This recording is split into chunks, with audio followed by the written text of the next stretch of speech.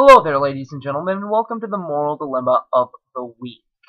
Now, before we look at this week's Moral Dilemma, let's see what people thought about last week's Moral Dilemma. So the Moral Dilemma was whether or not we should interfere with an undisturbed culture if it involved very frequent, every 10 days, human sacrifices. Now, there were 17 comments on that video, and 3 of them were saying we should interfere, 2 were saying we shouldn't. One said that we should try to give them a choice, introduce each individual to our world, and ask them if they wanted to join our society, and 11 were simply not attempts to answer the question. They were either discussion with other people who had answered, or a debate that is starting to crop up there, and I suspect will go on for a while, regarding human sacrifice, the Bible, and the documentary hypothesis. So as for my opinion on this matter, I think we should interfere. I don't believe we have any obligation to leave a civilization alone anyway, unless either they ask us to, or we cannot stop horrific consequences from resulting from that contact.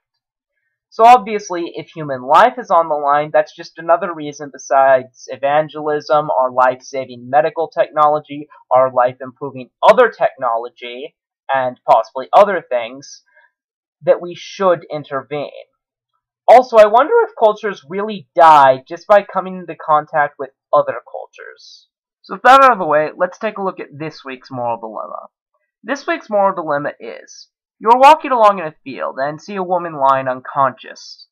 You see that there is a note attached to her, which says that the writer is nearby with a sniper rifle, and that he'll kill her, not you, her, unless when she wakes up, you beat her. Beat her very severely, within an inch of her life.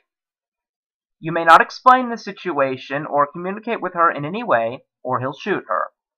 You may not contact anyone else, or he'll shoot her. You know that A, the note is trustworthy, and B, you will not be punished for assault or any other crime. In fact, no one will ever know it was you or what was going on.